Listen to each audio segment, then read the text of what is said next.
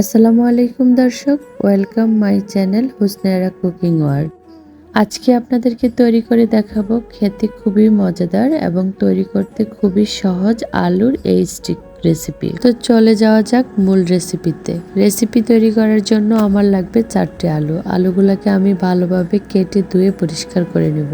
তারপর আমি একটা ছুরির সাহায্যে কিউব কিউব করে কেটে নিব। যে যেখান থেকে আমার ভিডিওটা দেখছেন প্লিজ আমার চ্যানেলটিকে সাবস্ক্রাইব করে পাশে থাকবেন এবং পাশে থাকা বেল আইকনটি ক্লিক করবেন। তারপর আমি স্টিকের ভিতরে একে একে করে সবগুলো আলু ঢুকিয়ে নিব। এটা খুবই মজাদার সহজ রেসিপি, বাসায় অবশ্যই ট্রাই করবেন, ভালো লাগবে।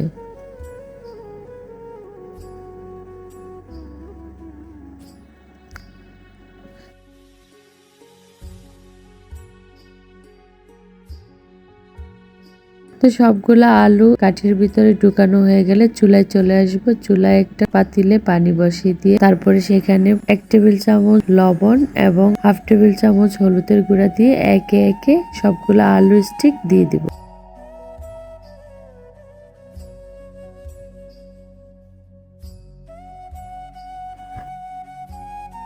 যখন আলুগুলা 80% সিদ্ধ হয়ে আসবে তখন চুলা থেকে নামিয়ে নিব।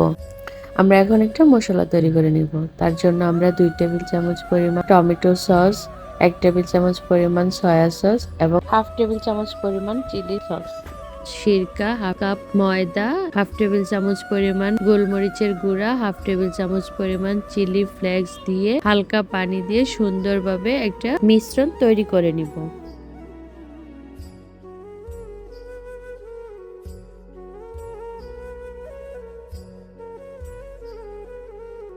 তারপর লাগছে আমাদের এই মশলার সাথে আলুগুলা কোট করার জন্য বিস্কিটের গুঁড়া বা ব্রেড। তো আমার কাছে এখানে বিস্কিটের গুঁড়া আছে, তার জন্য আমি বিস্কিটের গুঁড়া নিয়ে নিয়েছি। তো আগে থেকে রেডি করা আলু স্টিক গুলা আমি মশলার সাথে একসাথে চামচের সাহায্যে লাগিয়ে তারপরে বিস্কিটের গুঁড়ার সাথে কোট করে নিব। তো আমি সবগুলা কোট করে চলে আসবো চুলায়। চুলায় একটা কড়াই বসিয়ে দিব। তারপর পরিমাণ মতো তেল দিয়ে আমি এগুলাকে ভেজে নিব। তো আমি সুন্দরভাবে উল্টিয়ে পাল্টিয়ে ভেজে নিব। তো খেয়াল রাখতে হবে যেন এখানে পুড়ে না যায়। যদি আমার ভিডিওটা ভালো লেগে থাকে তাহলে প্লিজ আপনারা আমার চ্যানেলটিকে সাবস্ক্রাইব করবেন এবং পাশে থাকা বেল আইকনটি ক্লিক করবেন।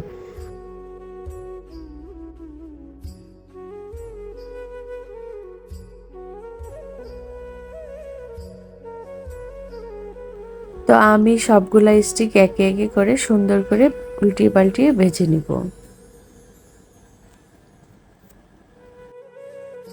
দুই পাশ ভালোভাবে ভাজা হয়ে গেলে আমি চুলা থেকে এগুলা নামিয়ে নেব এবং পরিবেশন করে নিব। তৈরি হয়ে গেল আমাদের মজাদার আলু স্টিক রেসিপি। যে যেখান থেকে দেখছেন ভালো থাকবেন, লাইক কমেন্ট শেয়ার করে পাশে থাকবেন। আজকের মতো বিদায় নিচ্ছি, আল্লাহ হাফেজ।